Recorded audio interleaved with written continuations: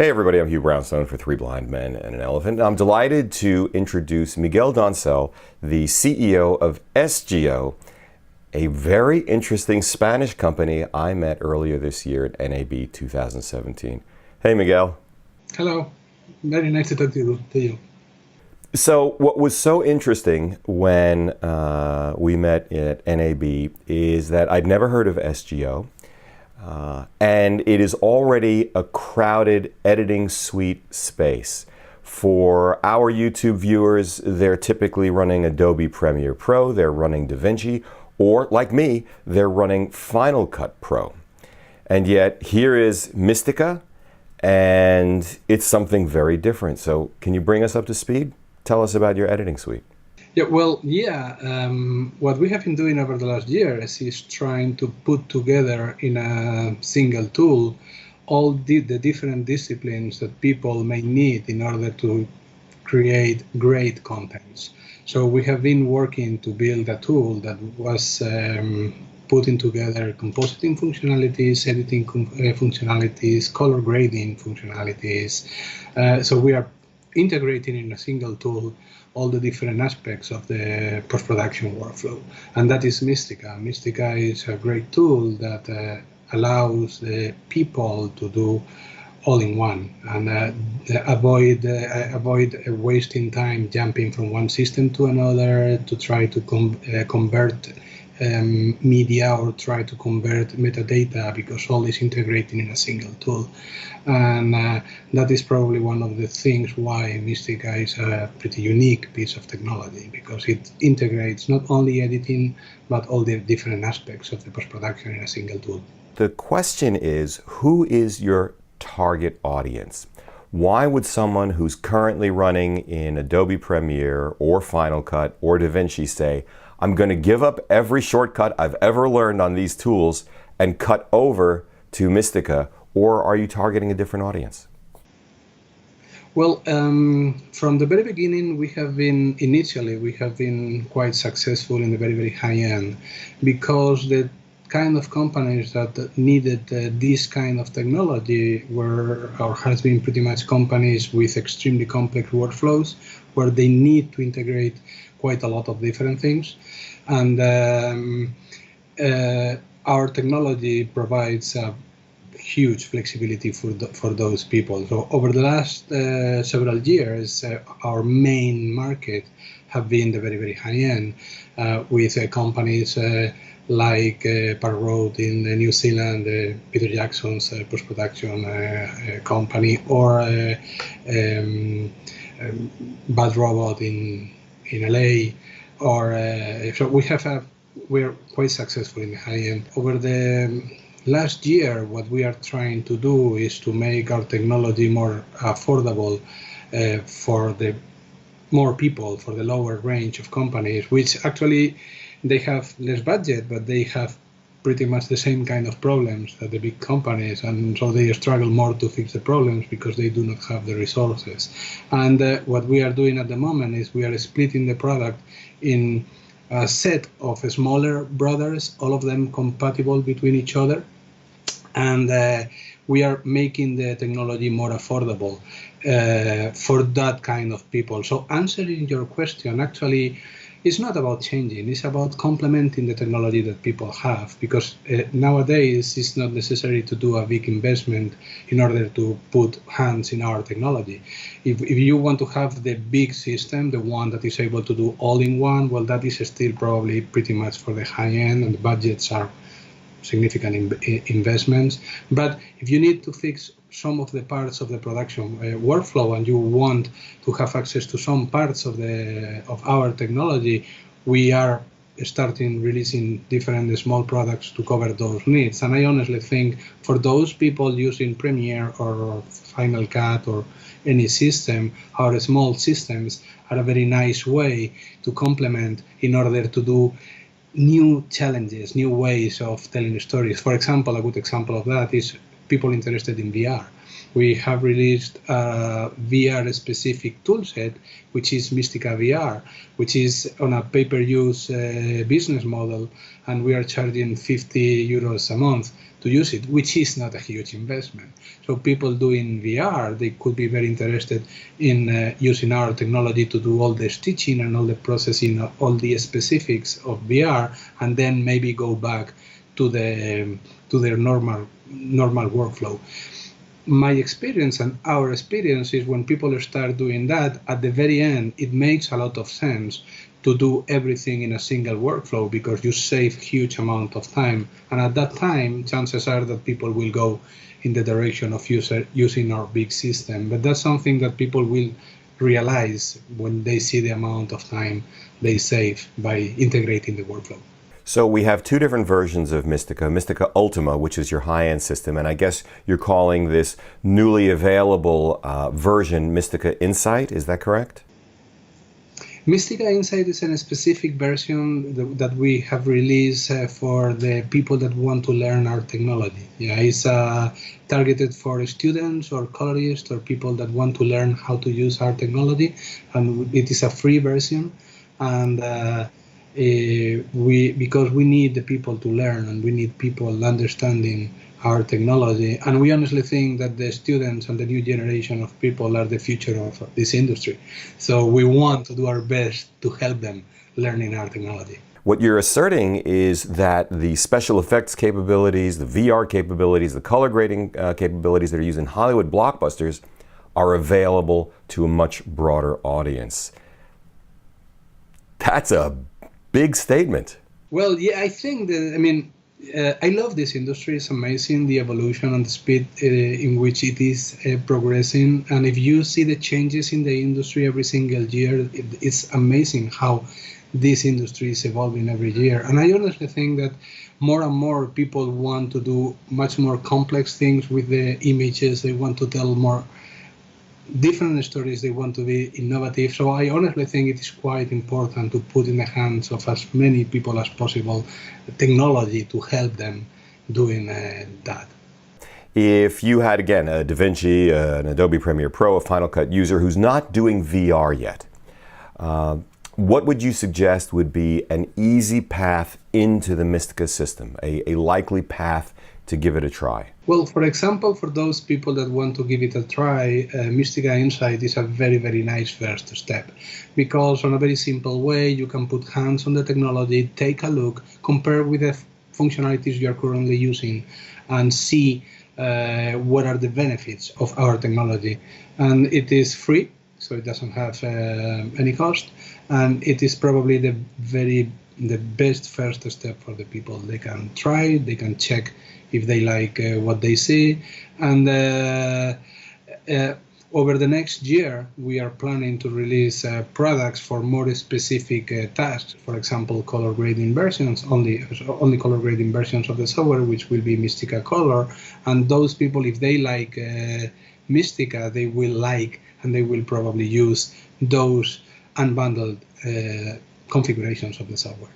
One of the things that, one of the reasons that I like Final Cut Pro so much is that I'm doing narrative. I use no special effects, but I went on to Mistika Insight earlier today just to take a look-see, and of course I see the sophistication. It's the same kind of sophistication taken to the next level, I would say, when I first looked at DaVinci Resolve, where the number of ways that you can do a cut and where you move the clip in the timeline is, my head was going to explode. So very, very interesting. If anyone is interested, by the way, I'll look at this camera right now. Behind me, you'll see a poster of the classic B-1950s sci-fi film, The Blob.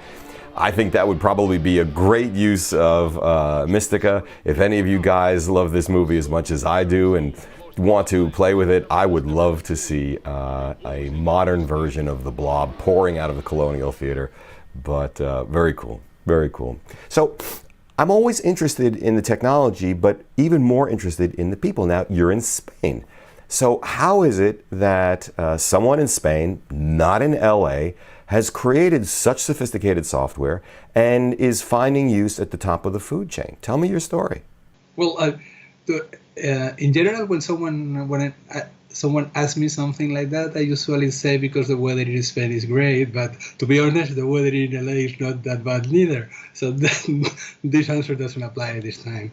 Well, the point is, I come from the computer world. I am a computer guy. And because, as I said before, I am a little bit old. When I was young, computers were not used at all in this industry, which is something that was really impressing me because I was a big fan of computers. I have them in my blood. I love them. But at that time, computer had the best one had 256 colors. You are old. Yeah, that I thought computers had a huge future in this industry because they had an incredible flexibility. So I decided to create a company to develop technology for computers to be used in this industry because I love this industry from when I was young. I'm a big fan of the audiovisual industry. So, and I did that in Spain because I was born here. So I contacted with people that shared that passion with me and with people that wanted to generate computers technology to be applied in this industry, and we started developing technology. To be honest, to say that nowadays sounds ridiculous, but at that time it was pretty unique because most of the systems were dedicated hardware solutions, unrelated with computers, able to do one single thing. Workflows were a nightmare. You had to go from one suite to a different one to do different things, and the only way to send the media was using tapes. That was horrible. It was extremely slow. So we thought computers could provide a huge benefit on that. And to be honest, from those days is when we decided that the ideal tool would be a tool able to do everything in a single box, precisely to save the time doing those connections. So we have been doing that over the last 20 years. Here we are. That's pretty interesting because you have Adobe Premiere, which is actually grown by component. They acquire something and fold it in, but it's not quite folded in. People talk all the time about avoiding the round trip to come out to do the color grading and then come back in. Final Cut Pro 10, people hated it if they'd come from an earlier version because it just didn't have the functionality. And on the flip side, DaVinci Resolve, very interesting. They started off in color grading and now they are moving into a much more full-fledged editor. But you've been working on this unified code base for decades. Yeah, the point is, I honestly think it's quite clear in the market that companies are trying to integrate the technology because nowadays it's obvious that it makes a lot of sense to try to provide a complete solution to people that has a lot of value. Maybe because we do not have the amount of money that people like Avid has or like Blackmagic have. We are going precisely the other way around. They are buying technology and trying to integrate it in a single solution. To be honest, I don't think that's great if you have the money. We don't, so we cannot go that way. But having said that, I am not sure that's a good solution neither. Maybe it's fast, but it's not good. Because at the very end, if you buy several products and you try to integrate them, they are natively incompatible. And make them work really smoothly is simply impossible. There is no way, because they are different products developed by different people that for the way of life, they ended up being part of the same company, but they were not born that way. So we have gone exactly the other way around. We started creating the single product to do everything, and now that we have the core technology that allows the people to do everything in one box, then now we are slicing sub-versions of the software for the specific needs. But those sub-versions are obviously 100% compatible. That's not a challenge for us because by definition, they share the same technology and they share the same code. Let me ask you a question about, as a computer guy, and at one point I was a computer guy too, about the rise of external GPUs. So Adobe Premiere gets tagged on the chin, Adobe gets tagged on the chin all the time for not really being able to take advantage of external GPUs. Final Cut Pro and Apple products until the current generation couldn't even connect to one, but now they can.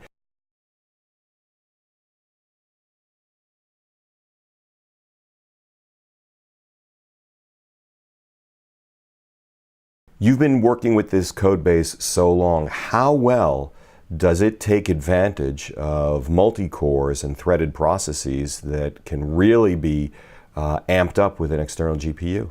Well, we started developing technology in the times of the silicon graphics systems, and at that time the computers were quite slow. But one of the advantages of the silicon graphics computers is at that time they support systems with multiple CPUs. From those days, we created a technology that is very well optimized to use different, let's call it, boxes doing computation. Doesn't matter if the box is a CPU or a GPU, it's just a different way of doing the things. So our code is extremely well optimized for parallel computing. We do everything in parallel. So for us, we have been using GPUs for quite a long time. We love it. We love the GPUs. We think NVIDIA is doing an amazing job. And to be honest, the amazing thing about the GPUs, when you know how to use them properly, is that it pushes the boundaries of the technical limitations towards infinity. You can do almost anything you want, almost in real time or in real time, and that's amazing.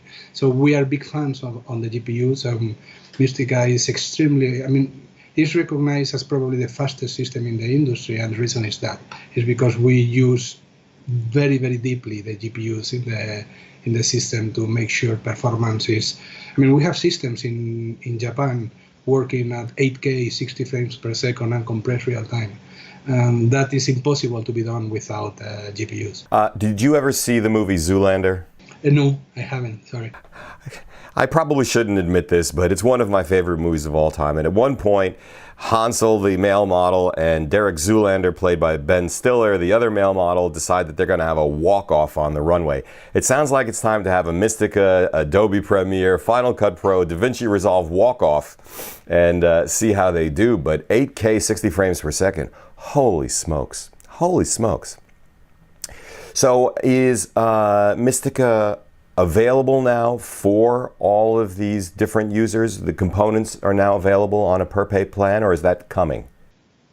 Some are available, some are coming. We have the technology because it's inside Mistika, so the development is already done. We are preparing the different products to put in the market, and so some of them are available as we speak, and some others will be available over the next months. So we are planning to deliver pretty much all the possible configurations that people may need in order to provide a flexible set of tools for the people to build exactly the workflow they need. So what components are available today? We have the VR product in two different configurations, Mistika VR, the personal edition and the professional edition. The difference is they are both for stitching and 3D stitching, but the difference is in the support level and in the future some functionalities. We also have Mistika Inside, which is the educational version of the Mistika Ultima software. We also have Mamba, which is a VFX tool targeted to people that like node graph compositing and VFX compositing. And we obviously have Mistika Ultima, which is the top all-in-one solution, the bundled solution that integrates all the software. In the near future, we will also release the color version of the software that will be targeted for colorists and people wanting to do color. And we also release a player, a review system, just to be able to have big projects with high demanding performance capabilities and be able to review the material and make notes, etc., etc. You're talking about a collaborative environment? Yeah. What about audio? We are not an audio company. We are focused on video processing, and we think this universe is big enough for us. We don't want to try to cover more arena that we can properly do. So we are not going to deliver audio tools. If people wanted to get a first look at Mistika, where would you suggest they go? To your website or to Vimeo? I know you've got a bunch of tutorials there. What's your suggestion? Probably the hub to access all the information is our webpage, which is www.sgo.es. It's ES, by the way, not .com, because we are a Spanish company. España. Yeah. So that's probably a great hub. From there, we have links to the Vimeo channels where we have all the training information and online demos, etc., which are very useful to understanding how the product works. For new Mistika users and for users on East Coast US or West Coast US time zones, how do you handle support? Well, we have a person in LA for supporting the local market because you have the biggest industry in the world. And so for us is key. So we have, even if we are Spanish, we have people living in LA to provide local support. And we have a support team that covers the whole globe. So we can provide service at any time, any day. And most of the times we do it through our support portal. But we have a very, very fast response time for all the support requests. So that shouldn't be a problem at all. Okay, so again, pricing, you talked about 50 euros per month for any one of these components. Have you set pricing so that the more components you use, the less per component the cost is, or is it just a linear rise in price? Yeah, as we release more products and we have more components for the complete solution, we will bundle different components for specific markets because it doesn't make any sense to do not discount because of the volume. So for one person needing 4 or 5 modules, obviously the price will be smaller. That's something that we will present to the market as we present the products. But yeah, absolutely, it makes a lot of sense. All right, well guys, so you've gotten a little sense of what Mistika is. The promise is that it has the best workflow in the business, the best speed in the business, and yet it's a very small and responsive company whose products are being used by the pinnacle of Hollywood blockbuster films. It's a very interesting premise. I'd never heard of these guys, as I said earlier. I imagine many of you haven't heard of them either. No criticism intended, Miguel. But I'd be very interested in those of you who have had experience with Mistika, or those who go over to Mistika's website and take a look. So, for 3 Blind Men and an Elephant, I'm Hugh Brownstone. See you next time. But please, join the conversation below. I'd really like to get your feedback on this stuff. And Miguel, thank you again so much for taking the time with us today. Thank you very, very much, Hugh. It has been my pleasure to talk to you. Thank you. Hasta la vista. Hasta la vista.